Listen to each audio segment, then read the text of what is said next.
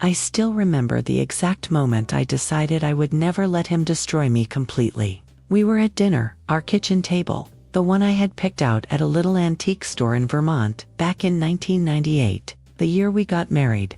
Richard sat at the head of the table, the way he always did, like a king surveying his kingdom. Our son Daniel was home from college that weekend.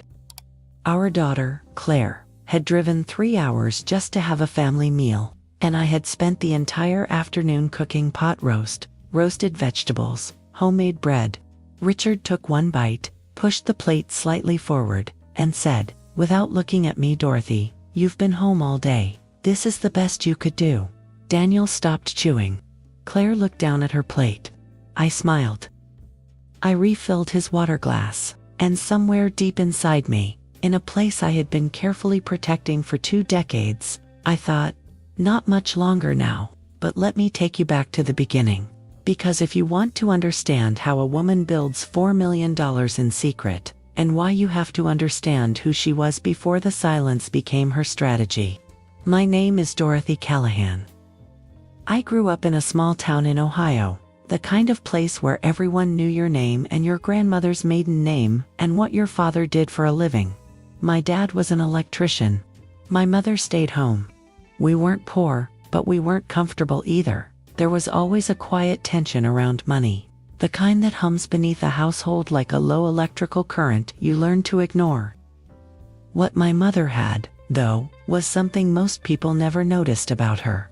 She had a savings account that my father didn't know about. She called it her just-in-case money.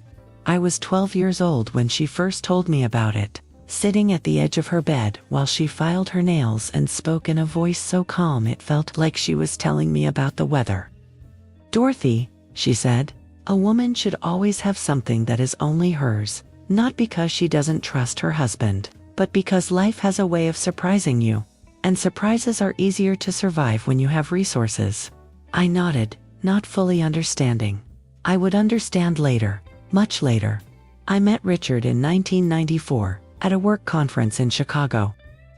I was 26, working as a junior financial analyst at a mid-sized investment firm in Columbus. He was 31, broad-shouldered, charming in that particular way that some men are. The kind of charm that feels like sunlight until you realize it only shines on you when other people are watching. He was funny. He was ambitious. He made me feel, for the first time in my adult life, like someone was paying full attention to me. We dated for 2 years. He proposed on New Year's Eve, 1996, in front of 40 people at a party, which should have been my first clue. Richard always preferred an audience. We were married in June of 1998. I was 29. I wore my grandmother's pearl earrings and cried happy tears at the altar. I quit my job 8 months later, when I got pregnant with Daniel. Richard suggested it. "You don't need to work," he said, in the way he always framed things as gifts. "I make enough for both of us. You should be home." That's what a good mother does. I believed him. I wanted to believe him. I was 29 and in love and pregnant, and I thought, this is what family looks like. What I didn't understand then, what took me years to fully see, was that Richard didn't want me home because it was good for the baby. He wanted me home because it made me dependent on him. And dependent women, in Richard's world, were manageable women. The first year, the control was subtle. He handled the finances. "You don't need to worry about the bills. That's what I'm here for." He monitored the grocery budget. "Do you really need the name brand? We're not made of money." He commented on how I spent my time. "You've been on the phone with your sister for an hour. What do you two even talk about?" By year 3, it was less subtle. He had set up a household account in both our names, which sounded generous until I realized I was given a weekly allowance for groceries, children's expenses, and personal needs. If I went over, he noticed. If I questioned it, he had a way of sighing this long theatrical exhale that made me feel like I was being unreasonable, like I was a child asking for too much candy. "Dorothy, do you know what I do all day to bring home that money? Do you have any idea what my job costs me?" I would apologize. I would try to do better. Claire was born in 2001. 3 years after Daniel. By then I had settled into the architecture of our life, a beautiful house in Connecticut, a neighborhood where everyone drove expensive cars and talked about their vacation homes. From the outside, we looked like success. Richard was a regional director at a pharmaceutical company. I volunteered at the school, organized the neighborhood block party every summer, baked for the church fundraiser. I was invisible in the most visible way possible.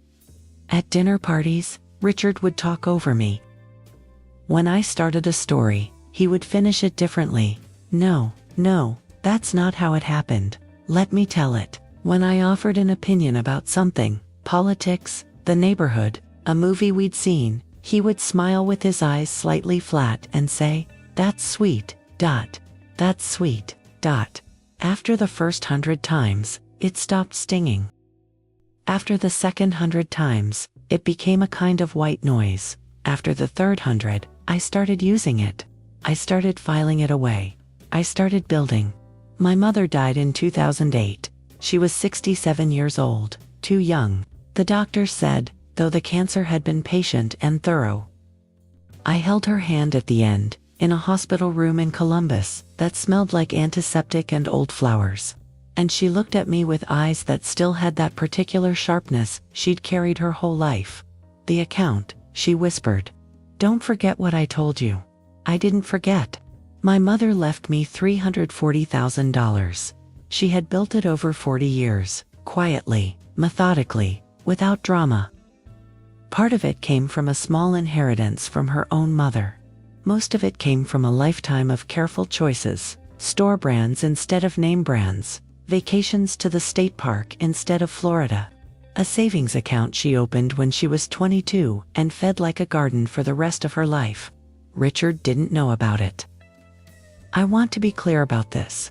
I didn't plan, from the very beginning, to hide the inheritance. What I did plan, what I decided in a single afternoon sitting in my mother's empty house, surrounded by her things, holding the paperwork from her attorney, was that I was going to do what she had spent her whole life teaching me. I was going to have something that was only mine. I contacted a financial advisor named Marcus Webb, a man my mother had used for the last 15 years of her life, a quiet, meticulous man in his late 50s who wore the same 3 navy blazers and spoke in a voice so measured it felt like reading a legal document. He had known my mother, he had respected her, he extended that respect to me without comment. "I'd like to invest this," I told him. Sitting in his office in Columbus while Richard thought I was handling my mother's estate paperwork. "I'd like to keep it private." Marcus looked at me for a long moment, not with judgment, with understanding. "I can help you with that," he said. And that was how it began. Here is what people don't understand about building wealth in secret while living inside a controlling marriage. It requires a particular kind of discipline that has nothing to do with money. It requires learning to show nothing.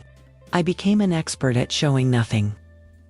The $340,000 went into a combination of index funds, a small real estate investment trust, and a conservative bond portfolio that Marcus managed with the kind of careful attention he gave to everything. I had a separate email address, one I accessed only from the library computer in town, or later, from my phone, with location services turned off. I had a box at the post office on Maple Street that I checked once a month on my way back from the grocery store. I had a bank account in my maiden name, Dorothea Hargrove, at a credit union in the next county. Richard never looked. That was the thing about men like Richard. They were so certain of their control that they never thought to verify it. Why would they? I was Dorothy, who spent her days managing the household and raising the children and organizing the block party. I was Dorothy, who apologized when the pot roast wasn't perfect. What threat could I possibly pose? I added to the account when I could. Small amounts at first, $20 here, $50 there. Money I had quietly carved from the grocery budget by buying store brands, clipping coupons, returning items I didn't need. It felt small, and then it felt powerful, the way any act of quiet resistance does. When Daniel was in middle school, I started freelancing. Small writing jobs, content for websites, proofreading work, the occasional article for a regional magazine. I charged $25 an hour and worked from the kitchen table while the children were at school. I told Richard it was just to keep busy. He liked that I was bored. It confirmed things for him. What he never noticed was that the just to keep busy money added up. By 2015, 17 years into our marriage, my separate portfolio had grown to $890,000. By 2018, with the market doing what it did in those years, it had crossed $2 million. Marcus called me on my private cell phone, the one registered to a prepaid plan. I paid for in cash on a Tuesday morning in April 2019. "Dorothy," he said, in that measured voice, "I want you to know that as of this morning, your portfolio is valued at $2,400,000. I was standing in the bread aisle of the grocery store. I gripped the shelf. "Thank you, Marcus," I said. In a voice so calm it surprised even me. I put a loaf of whole wheat bread in my cart and drove home. I want to tell you about the humiliations, because they matter. Not because I want your pity. I stopped wanting pity somewhere around year 10. What I want is for you to understand the texture of it, the way it worked. Because if you've ever lived inside something like this, you know that the big moments aren't actually the hardest ones. The hardest ones are the small ones. The ones that happen so regularly, they start to feel normal. There was the birthday party, my 45th, where Richard stood up to make a toast and spent 4 minutes talking about his own accomplishments before saying, "And of course, Dorothy keeps the house running," which is a real contribution. The table laughed politely. I smiled. There was the time I mentioned, carefully, that I thought we should talk to a financial planner about retirement savings. Richard laughed, actually laughed, and said, "Dot, what would you know about financial planning? You haven't worked in 20 years. I let that one land. I nodded. I said he was probably right. There was the Christmas where his mother visited and said, loudly, in front of both children and Richard's brother and sister-in-law, that she had always thought Richard could have done better for himself. Not personally, Dorothy, you're very sweet, but professionally, you know, if you had kept working, he might have had more drive.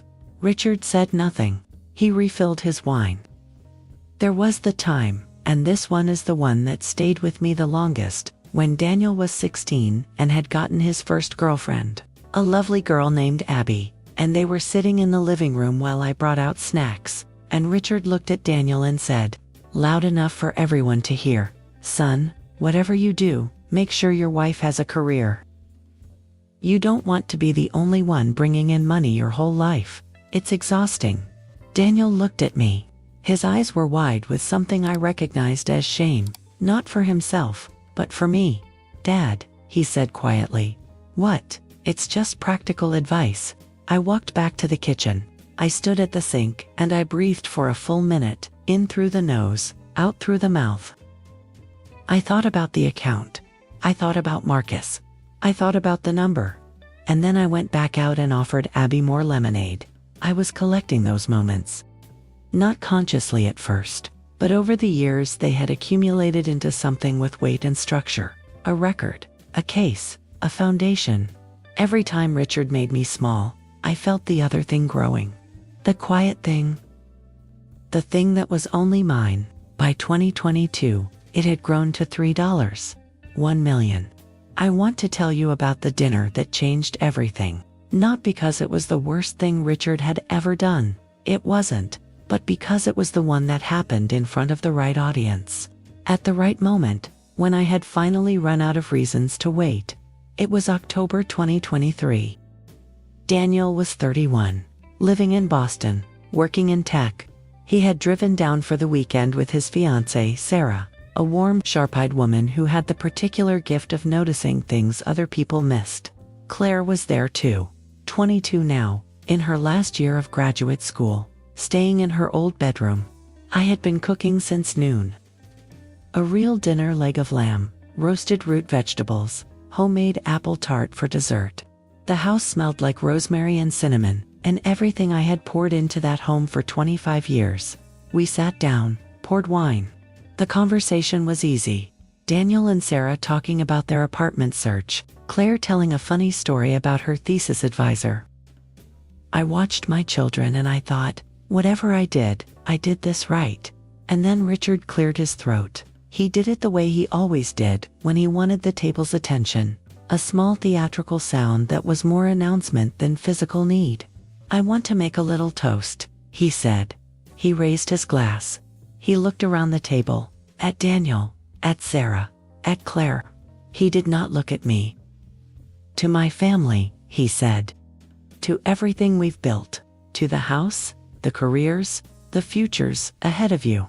You know, Daniel, when you were growing up, I used to think about what I was building, what I wanted to leave behind, and I'm proud. I'm proud of this family.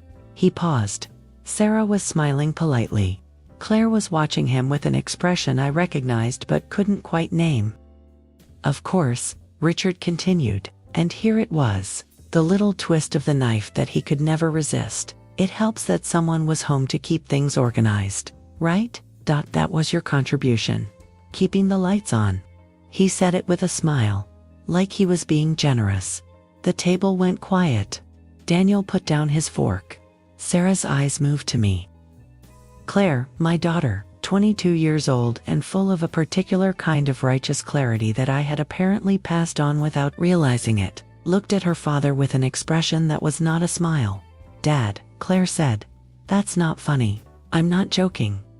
You're not joking, she said. That's the problem. Richard blinked. He was not accustomed to being interrupted. He was not accustomed to his daughter looking at him like that. Dorothy, he said, turning to me with the patient tone he used when he thought I needed managing. Tell her I'm just being honest. And I looked at my husband of 25 years, at his silver hair and his confident jaw and his hand wrapped around a wine glass in a house I had kept alive for a quarter of a century, and I made a decision. Not a dramatic one. Not with tears or raised voices. I just decided I was done. I'm tired, Richard, I said. Quietly, calmly. He misunderstood. Well, you cooked a big meal. Of course you're not from cooking, I said. And I picked up my fork and ate my lamb. What Richard didn't know, what no one at that table knew, except perhaps Sarah, who was watching me with an expression of careful attention, was that I had already been preparing for 18 months. I had spoken to a divorce attorney in January of 2022.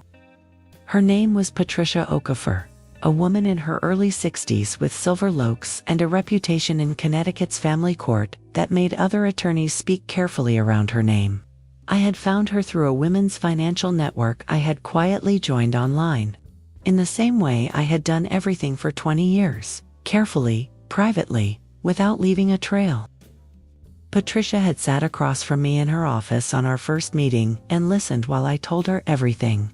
The allowance, the comments, the inheritance, the account. She had not flinched. She had made notes. She had asked precise questions. And then she had said something I will never forget. Dorothy, in the state of Connecticut, assets acquired through inheritance and kept separate from marital funds are generally considered non-marital property.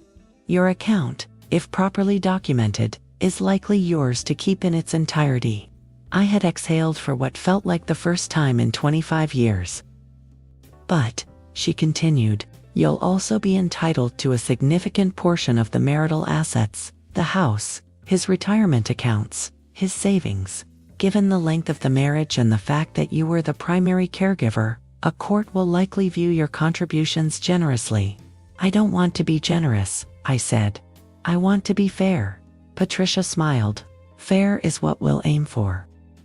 Over the next 18 months, I had done what I had always done best, prepared quietly and thoroughly. I had gathered records, tax returns, bank statements, the household account history. I had documented the asset structure with Marcus, who had maintained meticulous records of every transaction in my private portfolio going back to 2008. By October 2023, the night of the dinner, my private portfolio stood at $3.8 million. By the time I was ready to file, it had crossed $4 million. I served him coffee on a Monday morning in January 2024. It was a gray day. January in Connecticut always is. Richard was at the kitchen table with his laptop, the way he spent every Monday morning before leaving for the office. He was wearing the blue robe I had bought him 4 Christmases ago. He looked comfortable. He looked settled. "Richard," I said. He didn't look up. I need to talk to you. I'm reading something. I'm filing for divorce," I said. He looked up. I had thought about this moment for years. I had imagined it in 100 different ways.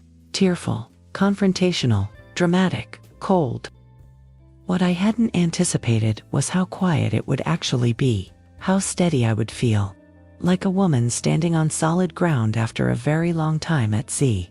Richard stared at me. Something moved through his face, confusion, then disbelief, then the beginning of something that looked like it might become anger. "What are you talking about?" "I've retained an attorney," I said.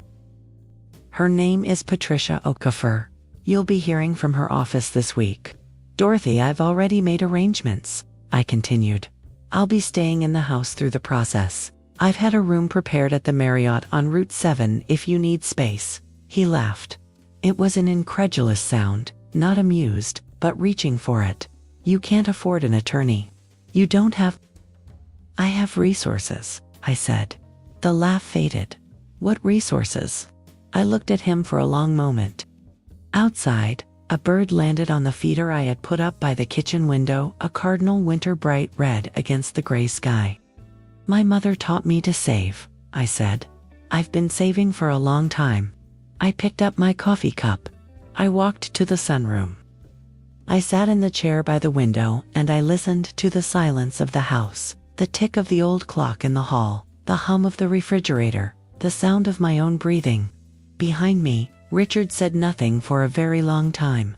His attorney contacted Patricia within 48 hours. What followed was a process that lasted 11 months, methodical, sometimes painful, occasionally ugly in the way legal proceedings around money and marriage tend to get. Richard hired a good attorney, a man named Gerald Frost, who had an aggressive reputation and a corner office in Stamford. Gerald Frost filed motions. He requested financial disclosures. He pushed for a full accounting. And this is where I want to be honest with you. There were moments when I was afraid, not of Richard, exactly, of the exposure, of the account being challenged, of 20 years of careful building being unraveled in a conference room, while men in suits talked about my money like it was a puzzle to be solved. But Patricia was steady. Marcus was prepared. The records were immaculate. 15 years of documented transactions, clear separation from marital funds, a paper trail that was, as Patricia described it in her measured way, about as clean as I've ever seen. When Gerald Frost finally saw the full picture, the $4.1 million portfolio, the documentation, the inheritance trail, there was a meeting in Patricia's office that I was not present for but heard about in detail afterward. Richard apparently sat very still for a long time. Then he said, "She had this the whole time?" Gerald Frost said, "Yes." Richard said, "She was a financial analyst when I met her." And Gerald Frost, to his credit, said nothing, because there was nothing to say.